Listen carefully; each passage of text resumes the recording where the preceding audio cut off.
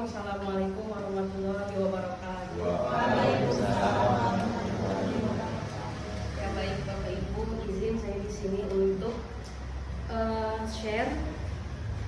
sharing praktik baik pembelajaran mendalam. Di sini saya memberikan judulnya tentang meningkatkan keteraturan diri dalam menyusun pembelajaran. Jadi sebelumnya di sini saya lebih objeknya itu gurunya gitu, bukan peserta didiknya gitu ya. Oke, langsung aja. Sebelumnya pembelajaran mendalam. Pembelajaran mendalam menuntut guru untuk tidak hanya mentransfer pengetahuan, tetapi juga menumbuhkan pemahaman bermakna. Melalui penerapan prinsip PM, saya menyadari pentingnya keteraturan dalam merancang pembelajaran agar tujuan, kegiatan, dan asesmen itu saling terhubung. Karena mungkin ini mah betul-betul based on my experience ya Ibu Bapak gitu, selama saya mengajar itu kadang ngerasa kayak ngajar itu masih sesuka-suka saya gitu. Tapi semenjak saya mengenal PM, semakin paham kalau oh iya ternyata PM ini menjadikan kita guru-guru itu untuk kreatif gitu, untuk gimana caranya pembelajaran yang kita sampaikan itu tidak hanya tersampaikan tapi bisa bermakna di dalam kehidupan anak-anak gitu. Kemudian yang pertama, identifikasi tantangan. Sebelum saya menerapkan PM itu, yang pertama saya selalu merasa rencana pembelajaran itu kurang terstruktur. Kedua, kegiatan belum sepenuhnya mengarah pada capaian pembelajaran. Yang ketiga, waktu itu sering tidak proporsional antara teori dan praktik. Kayak misalnya teori materinya apa, tapi prakteknya apa gitu. Jadi nggak sinkron. Nah, dengan adanya PM ini, guru itu diberi tahu gitu biar oh kalau kamu ngajarnya ini pakai dan carilah metode yang sesuai dengan yang kamu ajarkan ke anak-anak gitu. Kayak sebelumnya saya itu yang OJT kemarin aja, yang saya kan bahasa Arab gitu ya. Selama ini jujur Ibu Bapak, saya tuh bingung. Ini tuh cara ngajar saya kayak gini tuh maksudnya model pembelajaran apa sih gitu. PBL udah bukan gitu ya. Mungkin ini yang kemarin di OJT kelas saya ya terutama. Ini apa ya? Nah, dari PM ini saya merasa dituntut gitu, harus tahu kamu itu apa nih model pembelajarannya ketika belajar cara ngajar kamu seperti ini, kamu mentalaki teks bahasa Arab ke anak-anak apa nih, nah sehingga dari situ tuh ditantang, oh iya berarti saya nyari gitu kan, oh berarti saya itu masuknya ke model pembelajaran waktu itu kemarin itu cooperative reading and composition. Itu saya masuknya ke pembelajaran itu. Oke, kemudian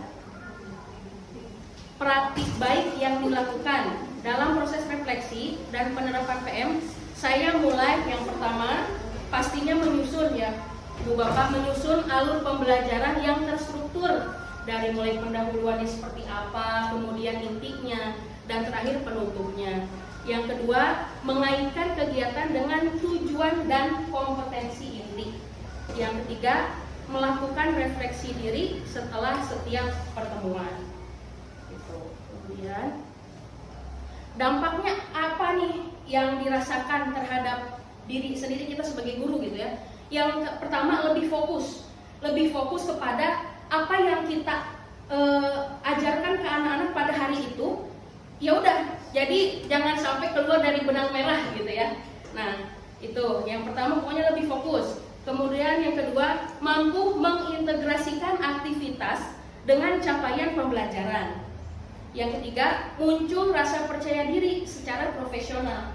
Ibu Bapak pastinya ketika ngajar di kelas itu akan lebih percaya diri kalau semua persiapannya itu matang, betul nggak Ibu Bapak? Betul ya. Kalau benar-benar udah disiapin itu rasanya ke anak tuh percaya diri aja gitu. Cara pembawaannya, cara ngajarnya. Sehingga ketika anak-anak peserta didik melihat sosok kita sebagai guru, wah ini gurunya pinter banget ya, padahal mungkin baru dipersiapkan malam tadi gitu kan ya, bukan yang mungkin udah pinter-pinter banget gitu. Karena itu tadi persiapan persiapan sehingga kita matang gitu. Ada pepatah bahasa Inggris mengatakan practice makes you perfect gitu katanya, bahwa praktek itu membuat sempurna. Nah dari situlah sempurnanya itu, apa yang akan kita ajarkan kita persiapkan dulu sehingga nanti insya Allah akan matang gitu, nyampe ke peserta didiknya gitu.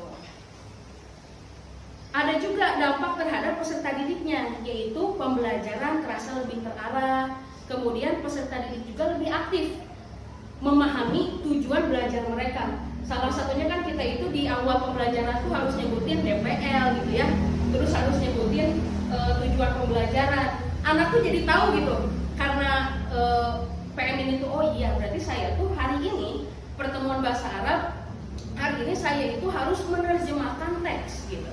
Jadi tahu anak-anak tuh sekarang arahnya belajar mereka tuh kemana gitu. Kemudian pembelajaran yang diperoleh. Nah, dari praktik ini saya belajar bahwa pembelajaran yang mendalam dimulai dari guru itu sendiri, dan kemudian proses perencanaan yang matang menghasilkan pembelajaran yang lebih bermakna. Dan pola pikir guru berdampak besar bagi peserta didik. Ini di awal banget kita kan udah memahami ya, ada pola pikir bertumbuh, ada pola pikir tetap. Nah, kalau gurunya udah percaya diri, udah pola pikirnya bertumbuh, ketika lihat ada anak yang mungkin kurang ahli di dalam bidang pelajaran yang kita ajari, kita nggak bakal mikir gini, ah dia memang susah di pelajaran saya mah. Tapi kalau guru yang punya pola pikir bertumbuh akan mengusahakan gitu, gimana caranya itu anak bisa di pelajaran saya gitu. Karena kan kita gitu ya, ketika ngobrol sama guru, ih di saya mah anak ini pintar gitu, kok di saya mah kurang ya bu. Nah, guru yang punya pola pikir bertumbuh akan mencari cara terus, gimana caranya supaya semua anak itu pintar gitu. Nah, adapun rencana tindak lanjut nih yang akan saya lakukan untuk mengecek keefektivitasan pembelajaran ini, insya Allah akan melakukan refleksi rutin bulanan terhadap efektivitas pembelajaran. Barangkali gitu kan ya, selama sebulan itu apakah udah cocok belum nih saya pakai model pembelajaran ini misalnya gitu. Itu ya. Dan yang terakhir penutup, di sini saya sedikit mengutip bahwa pembelajaran mendalam bukan sekedar metode, tetapi perjalanan untuk terus menjadi pendidik yang bermakna. Terakhir, terima kasih, salam sehat dan semangat untuk para guru hebat dimanapun berada. Assalamualaikum warahmatullahi wabarakatuh. Waalaikumsalam warahmatullahi wabarakatuh. Ya, mangga, apa yang lain? Boleh, Bu Dipa. Oh, Tadi Bu Dipa pendekatannya kooperatif, integratif, reading and composition. CRC. CRC. bahasa Arabnya apa ya?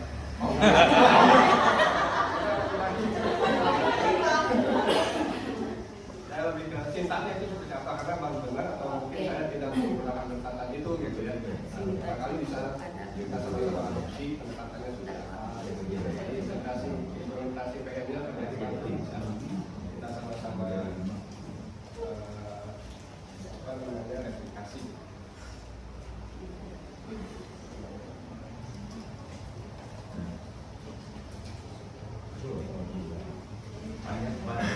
Tapi sebetulnya ini yang ada berapa 7. Yang pertama pembentukan kelompok, kedua pemberian materi, ketiga membaca terpadu. Jadi di situ tuh karena saya bahasa Arab ya, jadi ada teks bahasa Arabnya. Jadi sama saya itu ditalaki dulu gitu Pak, ditalaki dulu, dicontohin dulu cara bacanya, kemudian anaknya mengikuti gitu. Kemudian diskusi kelompok. Talaki itu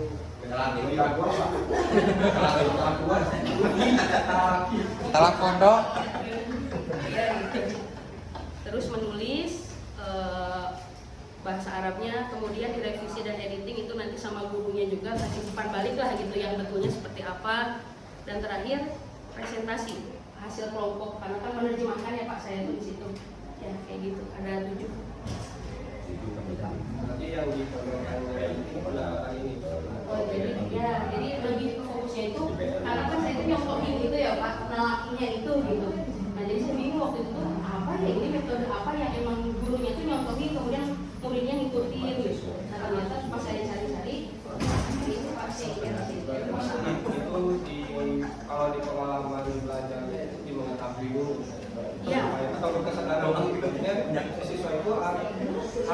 bisa menyebutkan dengan benar dulu lafalnya seperti apa. Jadi ada proses salah itu. Atau ada disisipkan untuk mengaplikasi, misalkan siswa langsung mengobrol percakapannya.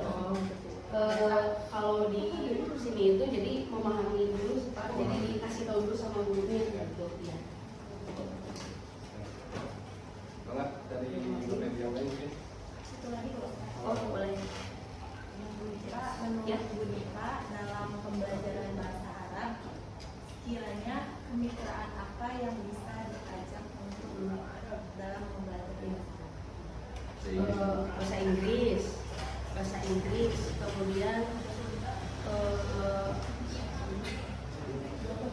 ya sama bahasa lagi sih Bu, sejauh ini gue yang ngerasain itu karena nanti dari percakapannya itu kalau ya di situ sih, karena nanti di dalamnya itu kan ada pidato juga tuh Bu biasanya itu. Nah jadi nanti pidatonya itu digabungin itu 2 bahasa, bahkan 3 bahasa sama guru bahasa Indonesia bisa gitu. Jadi nanti misalnya pembukaannya pakai bahasa Arab, isinya nanti pakai bahasa Inggris, penutupnya pakai bahasa Indonesia gitu. Ya. gabungan gitu Ya, kolaborasi. iya kolaborasi. Ada lagi, Ibu Bapak?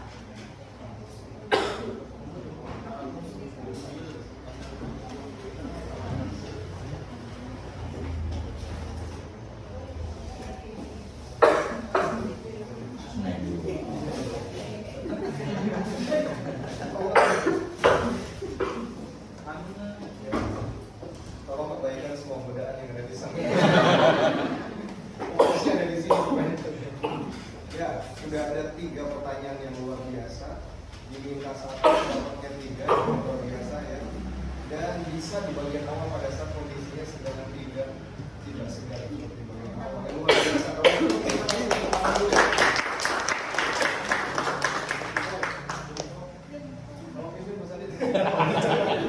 Ya, dengan jempol tunggu di patah, tuk jempol.